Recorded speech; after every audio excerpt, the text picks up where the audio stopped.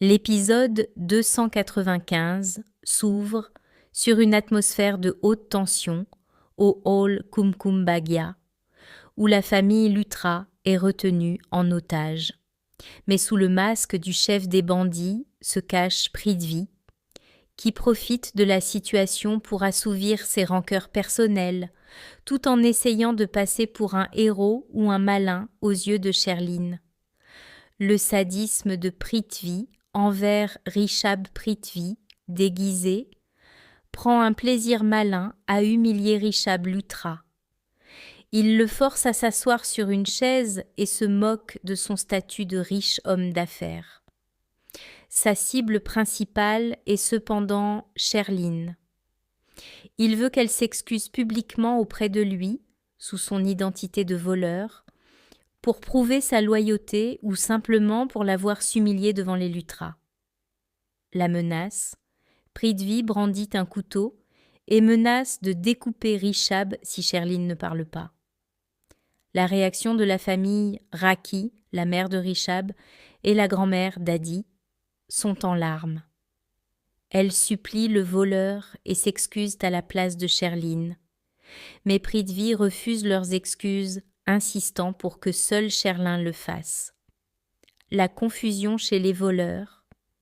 Les complices du véritable chef commencent à trouver le comportement de leur boss, Prithvi, totalement erratique, rupture des règles. Normalement, le chef doit lui-même voler les bijoux de la partie principale, la mariée et les aînés, pour porter chance. Prithvi refuse catégoriquement de le faire et ordonne à ses hommes de s'en charger, ce qui sème le doute sur son identité.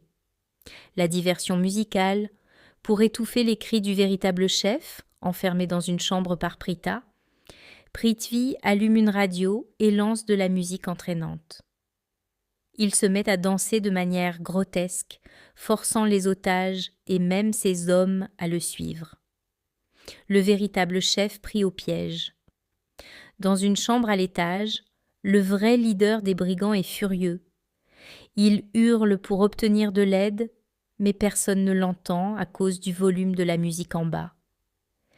Il réalise qu'un imposteur a pris sa place et jure de se venger dès qu'il sortira. L'alliance entre Prita, Karan et Rishab. Pendant que le chaos règne dans le hall, Prita parvient discrètement à libérer Rishab. S'ensuit une réunion de crise entre Prita, Karan, Rishab et Srishti dans les coulisses. Le constat. Ils comprennent vite qu'il y a un vrai et un faux chef. Prita note que le comportement du chef actuel est trop théâtral pour être celui d'un vrai criminel. Le conflit d'idées, fidèle à lui-même, Karan veut utiliser la force brute pour neutraliser les voleurs un par un. Prita, plus diplomate, suggère de parler au faux chef pour conclure un accord, pensant qu'il n'est peut-être pas aussi dangereux. Le plan de Srishti, avec son énergie habituelle, propose d'attirer l'imposteur dans la chambre nuptiale sous un prétexte, pour l'assommer avec un objet lourd, un vase ou un bâton, et le forcer à ordonner à sa bande de quitter les lieux. La gaffe de Prithvi. De retour dans le hall, Prithvi commet une erreur de débutant. Il appelle certains membres de la famille par leur nom ou fait référence à des détails personnels qu'un simple voleur n'est pas censé connaître. Ses subordonnés commencent à le regarder avec une méfiance croissante, se demandant si l'homme sous le masque est bien celui qu'ils pensent. Karan et Rishab. Profitant d'un moment de distraction, les deux frères s'unissent pour attaquer physiquement les voleurs. Rishab et Karan parviennent à maîtriser plusieurs complices, montrant une solidarité héroïque pour protéger leur famille. Cependant, la situation dérape lorsqu'un des bandits, reprenant ses esprits, pointe son arme directement sur Raki, la mère de Karan. Le plan de Prita et Srishti. Pendant que le chaos règne dans le hall principal, Pritha et Srishti mettent en œuvre leur plan pour neutraliser le faux chef, qui est en réalité Prithvi déguisé. La ruse. Suivant l'idée de Srishti, Pritha attire le faux leader dans une pièce isolée en utilisant la séduction comme distraction. Le piège. Une fois qu'il entre dans la pièce, elles réussissent à l'enfermer dans la salle de bain. Elles espèrent ainsi l'isoler pour le démasquer ou le forcer à aider la famille, ignorant encore qu'il s'agit de Prithvi. Janki tente d'intervenir Janki Bois, toujours prête à tout pour protéger les Luthra, et Pritha tente une manœuvre désespérée. Elle arrive avec de la poudre de piment pour aveugler les ravisseurs. Malheureusement, son plan échoue partiellement.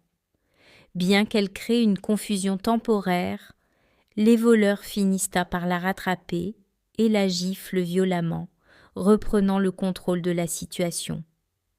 Le sacrifice de Rakhi. Dans un moment de grande émotion, alors que la famille tente de s'échapper avec les autres invités, Rakhi refuse de partir sans son Mangalsutra, collier sacré de mariage, que les voleurs ont dérobé.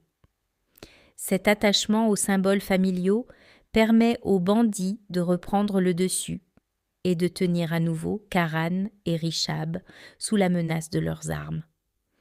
C'est un retournement de situation assez jouissif. L'arroseur arrosé. Les voleurs pensaient avoir le contrôle total avec leurs armes, mais ils ne s'attendaient pas à ce que la famille utilise l'infrastructure du hall contre eux. Le travail d'équipe, voir Karan et Rishab s'organiser pour électriser l'ambiance, montre que, quand il s'agit de protéger leur mère, Rakhi, et leur foyer, ils ne reculent faute devant rien, même si c'est un peu risqué,